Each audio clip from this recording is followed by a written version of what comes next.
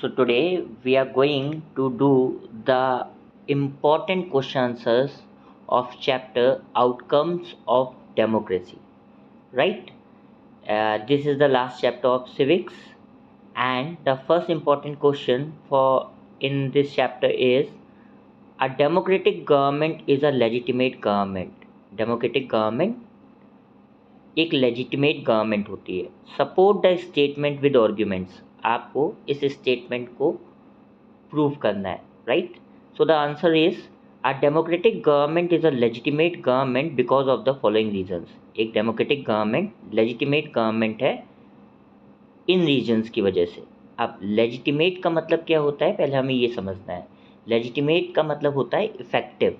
अगर आप effective government समझ के आंसर करोगे then it will be easy for you. Right.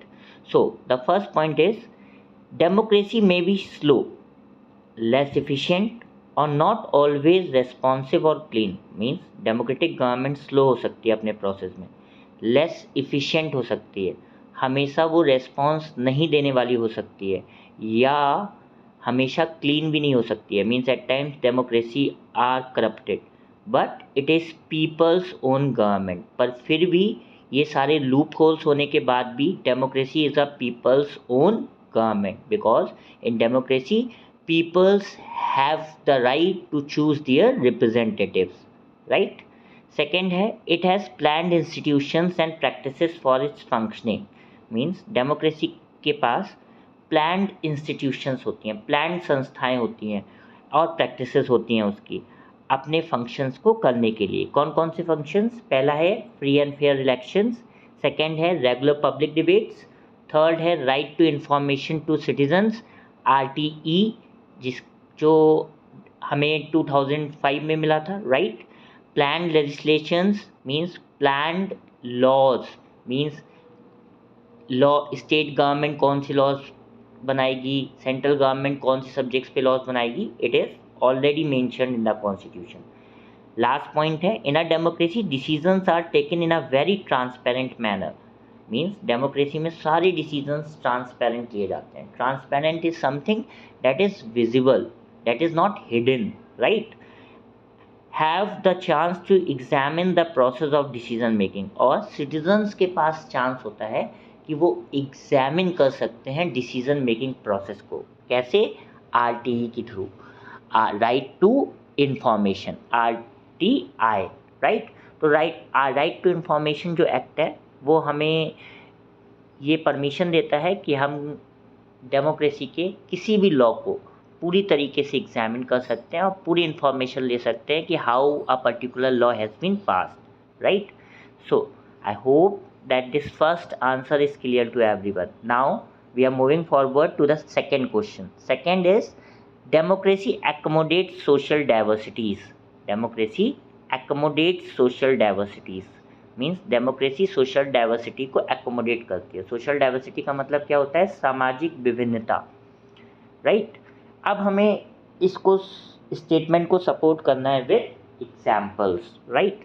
So answer है democracy accommodate social diversities in the following ways. Democracy social diversities को accommodate करती है इन वेज के थ्रू. फर्स्ट पॉइंट है डेमोक्रेसी डेवलप्स कॉम्पिटिटिव एटीट्यूड.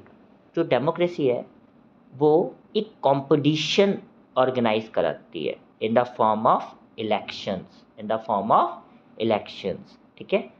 और इस election में सभी कम्युनिटीज़, सभी क्लासेस, सभी रिलीजन, सभी लैंग्वेजेस के लोग पार्टिसिपेट करते हैं और वोटिंग होती है. जिसको भी मेजॉरिटी वोट्स मिलते हैं वो जीत जाता है. It is the competitive attitude of democracy. Right.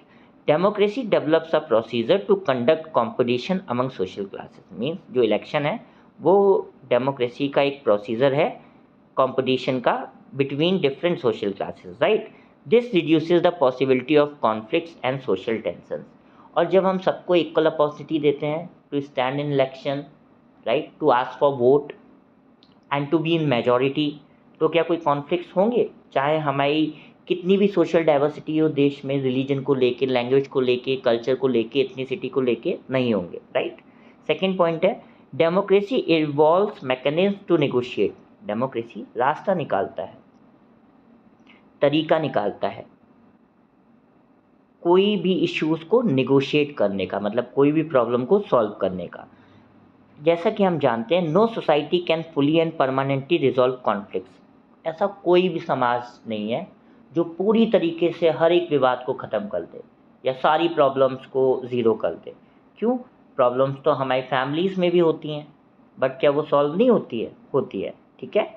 But we can certainly learn to respect these differences and can also evolve mechanism to negotiate the differences. But हमें सीखना चाहिए कि हम डिफरेंसेस को कैसे एक्सेप्ट करें और उनकी रिस्पेक्ट करें, और ऐसा तरीका निकालें कि जो दो लोगों के बीच या दो सोसाइटी की क्लासेस के बीच डिफरेंसेस हैं उसमें कैसे हम निगोशिएशन कर सकते हैं, right. Democracies are best suited to produce this outcome. और जहाँ पे भी निगोशिएशन की बात हो अमंग डिफरेंट सोशल क्लासेस और among different types of members that are living in society, democracy best outcome लेके आती है। लास्ट पॉइंट है, democracy represents the general view. Democracy हमेशा जनरल व्यू रिप्रेजेंट करती है। मीन्स जनरल व्यू का मतलब क्या होता है? जनरल व्यू में पूरी की पूरी देश की जनता आएगी और ऑल सिटीजन्स आएंगे। ऐसा नहीं होगा पर्टिकुलर रिलीजन के सिटीजन्स आएंगे, पर्टिकुलर कम्युनिटी के सिटीजन्स आएंगे या पर्टिकुलर लैंग्वेज के सिटीजन्स आएंगे। Democracy ensures that a government should be made by the majority. Democracy हमेशा ये इंश्योर करती है कि मेजॉरिटी से ही सरकार बने, राइट। जैसा कि आपके देश में इस साल लोकसभा इलेक्शंस हुए थे, ठीक है, और किसकी गवर्नमेंट बनी? एनडीए की गवर्नमेंट बनी, राइट, जिसमें कई सारी पार्टीज़ ने कॉलिशन से गवर्नमेंट बनाई है मिलके, और उसकी हेड पार्टी कौन सी थी? बीजेपी। तो मैं बस सिंपल सा आपसे पूछना चाहता हूँ, क्या बीजेपी में सिर्फ हिंदूज़ हैं या मुस्लिम्स भी हैं, सिख्स भी हैं बीजेपी पार्टी में? हैं, सब हैं। तो क्या ये पार्टी सोशल डाइवर्सिटी को एकोमोडेट करती है to form its government? Yes, करती है, right. So democracy ensures that government should not be made by the majority but it should have the representation of minority as well। means जैसा कि मैंने आपको बताया कि डेमोक्रेसी इंश्योर करती है कि जो गवर्नमेंट है वो मेजॉरिटी से तो बने पर उसमें सिर्फ मेजॉरिटी मेंबर्स ना हो। मींस माइनॉरिटी को भी इंक्लूड करना चाहिए डेमोक्रेसी को in order to make its government, जैसा कि बीजेपी ने किया। बीजेपी में हर एक रिलीजन के लोग एमपीज़ हैं, हर एक कल्चर के लोग एमपीज़ हैं और हर एक इथनिसिटी के लोग एमपीज़ हैं, right. I hope that this second question is also clear to each and every one. अब थर्ड इंपॉर्टेंट क्वेश्चन इज बेटा, democratic government in practice are known as accountable. Means democracy की जो government है या democratic governments हैं वो practice में हमें बहुत अकाउंटेबल दिखती है। अकाउंटेबल का मतलब क्या होता है? Something that is very responsible. Responsible is the meaning of accountable. अब हमें ये जो स्टेटमेंट है इसे सपोर्ट करना है, राइट। सो आंसर है बेटा, democratic governments in practice are known as accountable because first point, people have the right to choose their representatives. Democracy में लोगों के पास राइट है कि वो अपने लीडर्स खुद इलेक्ट करें, and they have the control over the rulers, और उनके पास कंट्रोल भी है। अगर कोई भी रूलर बनने के बाद अगर पीपल की विशेस फुलफिल नहीं करेगा, उनके इंटरेस्ट फुलफिल नहीं करेगा, देन अगेन 5 years बाद इलेक्शंस होंगे and the people will remove it. तो कंट्रोल तो है, मीन्स रूलर्स को लगभग वही करना पड़ेगा जो पीपल की बेसिक नीड्स हैं, बेसिक डिमांड्स हैं या बेसिक इंटरेस्ट हैं या प्रोमिसेस जो उसने किया at the time of election, right. Second है, if these elected representatives do not work properly, people have a chance to not to elect them in the next election। वही बात है जो मैंने फर्स्ट पॉइंट में कही, अगर चुने हुए रिप्रेजेंटेटिव्स अगर अपने प्रोमिसेस को फुलफिल नहीं करते हैं या लोगों की एक्सपेक्टेशंस के अकॉर्डिंग वर्क नहीं करते हैं, लोगों के पास राइट है, they can change the rulers in the next election, right. Third है, people have the right to examine the decision making process. लोगों के पास पूरा अधिकार है कि जिस तरीके से डिसीजन लिए जा रहे हैं उस पूरे प्रोसेस को एग्जामिन करें। उसका रास्ता क्या है? That is RTI, right to information, right. The right to information enables the people to run a check on the government. ये लोगों को रास्ता देता है सरकार के वर्क्स को चेक करने का या गवर्नमेंट के वर्क्स को चेक करने का, राइट। अभी तक हमने जो 3 क्वेश्चंस किए थे वो शॉर्ट आंसर टाइप क्वेश्चंस थे। अब इस चैप्टर में एक important long answer type question है, ये दैट इज क्वेश्चन नंबर 4। ये है, how are democratic governments better than any other forms of government, and we have to do is comparison, right. कि डेमोक्रेटिक गवर्नमेंट बाकी alternative form of government like dictatorship, military rule, religious leaders rule, monarchy, right, इन सारी government से better क्यों है। Democracy is not a mere form of government. Democracy सिर्फ एक सरकार नहीं है, it is a form of society, ये एक समाज है, as well as social order, और एक सामाजिक संरचना है। इट इज़ ऑलवेज प्रेफरेबल, और ये हमेशा प्रेफर की जाती है, चाहे कोई भी समाज हो, आप उससे पूछिए किस फॉर्म की गवर्नमेंट चाहिए, they will directly say you that they want democracy and superior to any other form of government. इसीलिए डेमोक्रेसी सुपीरियर है किसी भी और टाइप ऑफ गवर्नमेंट से, because of the following reasons, इन रीजंस की वजह से जो कि नीचे मेंशन्ड है। फर्स्ट पॉइंट है, democracy promotes equality among citizens. Democracy अपने सारे सिटीजन्स को इक्वल पैरामीटर पे रखता है, मीन्स सभी को इक्वालिटी या समानता प्रोवाइड कराता है। In democracy each citizen is given equal rights and freedom. Democracy में हर एक सिटीजन को समान अधिकार और समान फ्रीडम्स, फ्रीडम मीन्स स्वतंत्रता दी जाती है। There is no discrimination on the basis of religion, caste, colour, और किसी भी सिटीजन के साथ कोई डिस्क्रिमिनेशन नहीं की जाती है उनके रिलीजन के बेसिस पे, कास्ट के बेसिस पे या कलर के बेसिस पे। Democracy aims at equitable distribution of income and products among citizen. Democracy ये भी कोशिश करती है कि इक्विटेबल डिस्ट्रीब्यूशन ऑफ इनकम करे और प्रोडक्ट्स करे अमंग सिटीजन्स, ठीक है। सेकेंड पॉइंट है बेटा, democracy enhances dignity of individuals, means democracy हर एक इंडिविजुअल को रेस्पेक्ट प्रोवाइड करती है। डिग्निटी का मतलब क्या होता है, respect. Democracy permits political equality for all it's citizens. Democracy अपने सारे सिटीजन्स को जो भी कंट्री में है उन्हें पॉलिटिकल इक्वालिटी देती है, मतलब राजनीतिक समानता का अवसर देती है। In democracy there is absence of any domination and conflicts. Democracy में ना तो डोमिनेशन वाली पार्टी के लिए कोई जगह होती है या डोमिनेशन वाला मेथड अपनाया जाता है, ना कॉन्फ्लिक्ट्स होते हैं ज़्यादा से ज़्यादा, मीन्स विवाद भी इस फॉर्म ऑफ गवर्नमेंट में कम होते हैं। Thus it implies every citizen enjoys dignity and freedom in democracy. इन दो चीज़ों को ना करके डेमोक्रेसी इंश्योर करती है कि उसके सारे सिटीजन्स को डिग्निटी मीन्स रिस्पेक्ट मिले और फ्रीडम मिले डेमोक्रेसी में, राइट, स्वतंत्रता मिले। थर्ड है बेटा, democracy improves the quality of decision making. Democracy decision लेने की क्वालिटी को लगातार इम्प्रूव करती है। As democracy is based on deliberation and negotiation. Democratic government में बेटा कोई भी डिसीजन बहुत ज़्यादा डिस्कशन और नेगोशिएशन मीन्स निगोशिएट करके लिया जाता है, समझौता करके लिया जाता है। It improves the quality of decision making, जो कि डिसीजन मेकिंग की क्वालिटी को क्या करता है, इम्प्रूव करता है। In a democracy every citizen take part in decision making process. Democracy में हर एक सिटीजन पार्ट लेता है डिसीजन मेकिंग प्रोसेस में, right, because everyone has the right to vote, yes or no, either directly or indirectly through the elected representatives, या तो direct form में या इनडायरेक्ट फॉर्म में, राइट। फोर्थ है बेटा, democracy develops competitive attitude. Democracy competitive attitude develop करता है, that we have already studied above, right. Democracy usually develops a procedure to conduct competition among the social differences. This reduces the possibility of social tensions becoming explosive और violent. Mean democracy एक procedure develop करता है अपने competition कराने के लिए, जिससे कि कोई सोशल डिफरेंसेस ना हो, राइट, लाइक इलेक्शंस। इससे पॉसिबिलिटी ख़त्म हो जाती है किसी भी तरीके की टेंशंस की जो एक्सप्लोजिव हो या वायलेंस हो हमारे देश में। नेक्स्ट है बेटा, democracy evolves mechanism to negotiate. मतलब डेमोक्रेसी एक रास्ता निकालता है किसी भी प्रॉब्लम को नेगोशिएट करने का। This is again the point that we have studied above, that no society can fully and permanently resolve conflicts among different groups, but we can certainly learn to respect these differences and also evolve mechanisms to negotiate the differences. Democracy are best suited to produce the outcome. Next है, democracy represents the general view that we have already studied in the above question, right?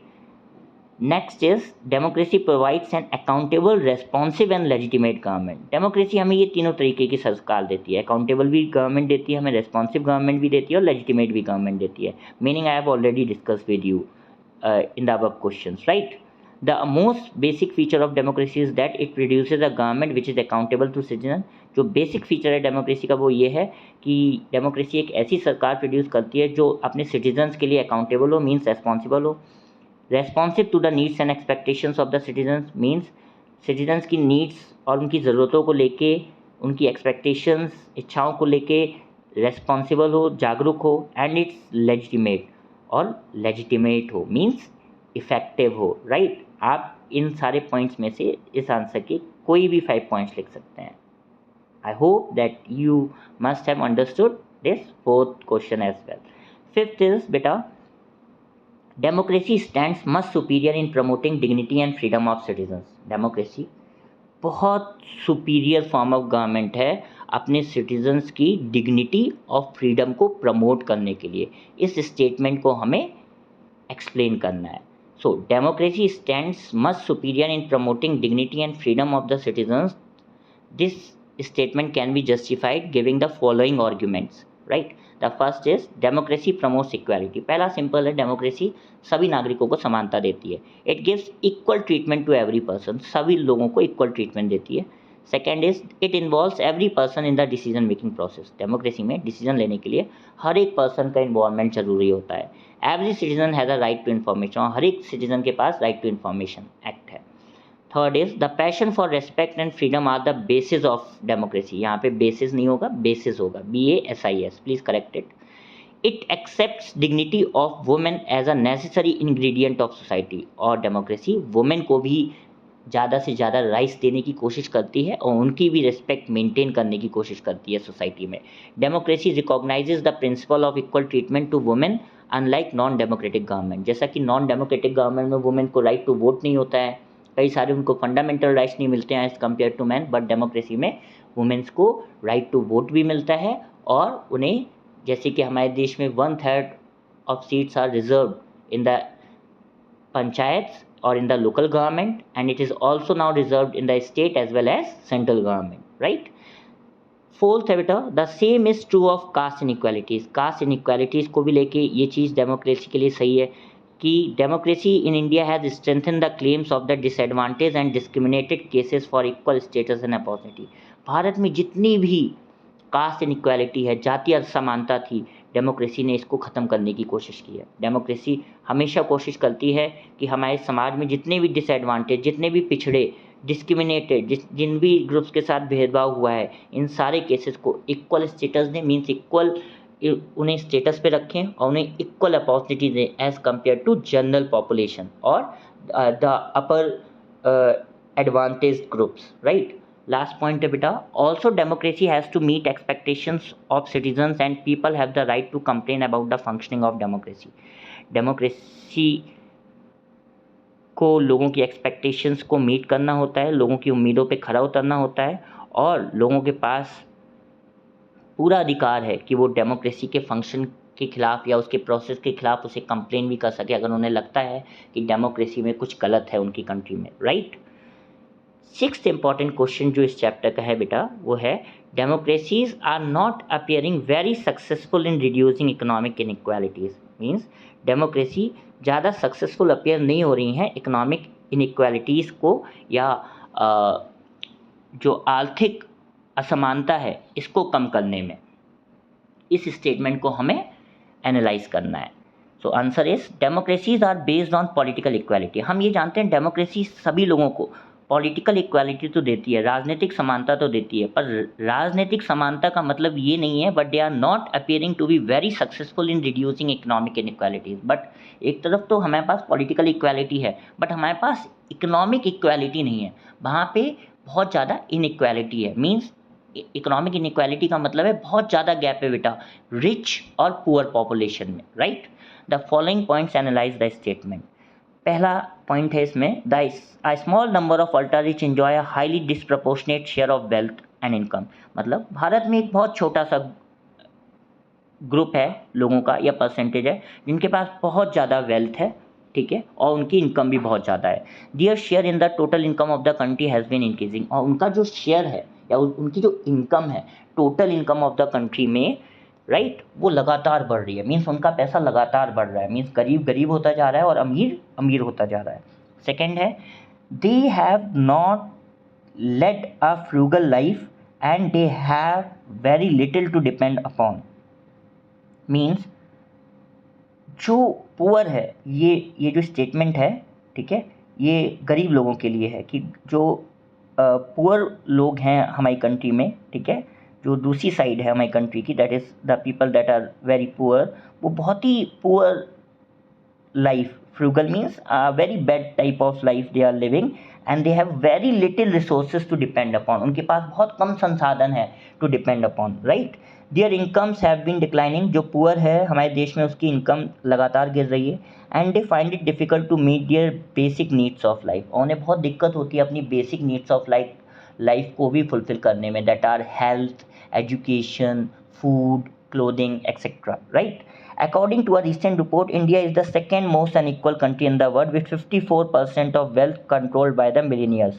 और एक report के according India दुनिया की second unequal country है। Means 195 countries हैं बेटा आपकी दुनिया में और इंडिया सेकेंड अनइक्वल कंट्री है जहाँ पे बहुत डिफरेंस है रिच और पुअर पॉपुलेशन में। और हमारे यहाँ जो वेल्दी पीपल हैं वो 54% वेल्थ को कंट्रोल करते हैं। समझ में आया? नेक्स्ट है बेटा the poor constitute a large population of voters. और अगर हम कंपेयर करें कि रिच और पुअर में, जो पुअर की पॉपुलेशन की परसेंटेज है in giving votes in our country is very large. No party wants to lose their votes. और कोई पार्टी नहीं चाहती कि वो अपना वोट लूज करे। But they do not seem very interested in addressing the question of poverty. But कोई भी पार्टी इंटरेस्ट नहीं दिखाती है जहाँ पे भी गरीबी को ख़त्म करने की बात आती है, गरीब लोगों को अपलिफ्ट करने की बात आती है या इकोनॉमिक इनइक्वालिटी को रिड्यूस करने की बात आती है। They are not at all serious, right. Fifth point है बेटा people in several poor countries are dependent on rich countries. ज़्यादातर जो गरीब देश हैं वहाँ के जो लोग हैं वो अमीर देशों पे डिपेंडेंट हो गए हैं इस टाइम सोशल इकोनॉमिक इनइक्वालिटीज़ को लेके, राइट। और वो किस लिए डिपेंडेंट है? फॉर फूड, खाने के लिए। आप समझिए कि सिचुएशन कितनी वर्स्ट है। With Bangladesh being the worst with half of its population living in poverty. और बांग्लादेश में तो प्रॉब्लम बहुत ही ज़्यादा है। अभी हमने कम्युनल राइट्स के केसेस भी पढ़े थे बांग्लादेश में, राइट, दो ग्रुप्स के बीच, है ना। और वहाँ पे 50% पॉपुलेशन पावर्टी में जी रही है। अब आप सोच के देखिए कंट्री की 50% population is living under poverty. जो 7th क्वेश्चन है हमारे इस चैप्टर का, right, that is a public expression of dissatisfaction with democracy shows the success of democratic project. Means क्योंकि जो इंडिया में पब्लिक है वो एक्सप्रेस कर सकती है अपनी डिससेटिस्फैक्शन। मीन्स वो अगर किसी चीज़ से खुश नहीं है इस चीज़ को एक्सप्रेस कर सकती है डेमोक्रेसी में। ये हमें दिखाती है कि डेमोक्रेटिक प्रोजेक्ट या डेमोक्रेटिक गवर्नमेंट इंडिया में कितनी ज़्यादा सक्सेसफुल है कि हम कंप्लेन कर सकते हैं अगेंस्ट डेमोक्रेसी। हम मीडिया में कुछ भी कह सकते हैं अगेंस्ट अवर एनी लीडर और एनी पॉलिटिकल पार्टी और हमें कुछ नहीं कहा जाता है because we have fundamental right of freedom of speech. अब इसी स्टेटमेंट को, इसी क्वेश्चन को हमें एग्जाम्पल से जस्टिफाई करना है। Answer is a public expression of dissatisfaction with democracy shows the success of democratic project. This statement can be justified giving the following arguments. पहला क्या है पॉइंट बेटा? When citizens show their dissatisfaction, जब भी citizens अपनी नाराजगी जाहिर करते हैं, it clearly shows that they are actively taking part in democratic projects. अब शिकायत वही करेगा जो पार्टिसिपेट करेगा, राइट। फॉर एग्जाम्पल मान लो कि आपका गेम्स पीरियड है, ठीक है।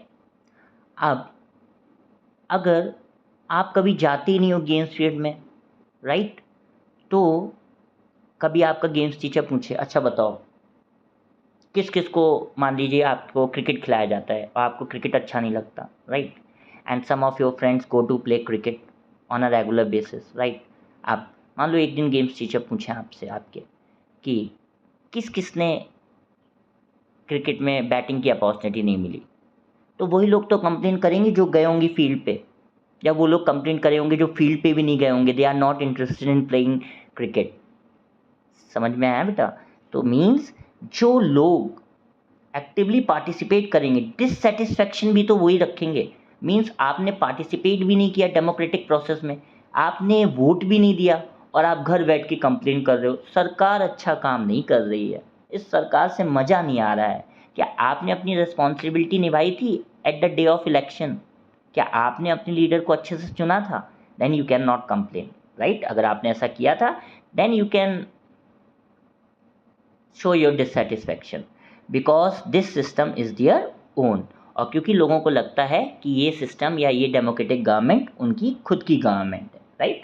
सेकेंड है पॉइंट बेटा, a public expression of dissatisfaction shows that people are not just forcefully following और agreeing with whatever they are told.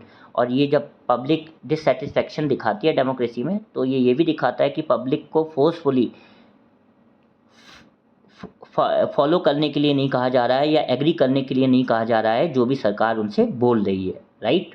और अगर सिंपल सी बात है, कोई भी सरकार अपने खिलाफ कुछ गलत सुनना चाहेगी या अपनी तारीफ सुनना चाहेगी? सब अपनी तारीफ सुनना चाहते हैं, बट क्योंकि आपके देश में आप बुराई कर सकते हो, तो ये इसका मतलब क्या है? The people are actively participating in the democratic process, right?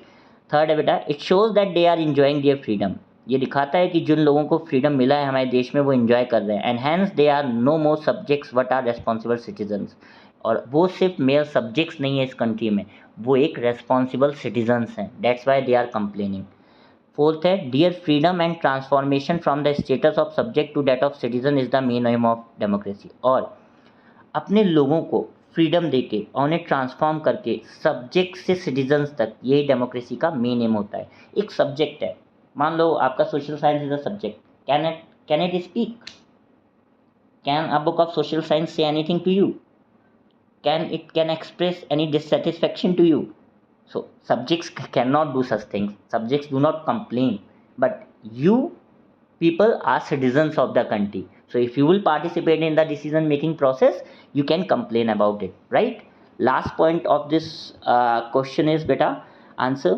As people gets benefit, they ask for more. This makes democracy better. Simple सी बात है कि हम लोगों की इच्छाएं कभी नहीं भरती। जैसे ही लोगों की कुछ डिमांड्स फुलफिल हो जाती हैं, they ask some more benefits from the democracy, and democracy never denies to give them these benefits. That's why it is a better form of government, right?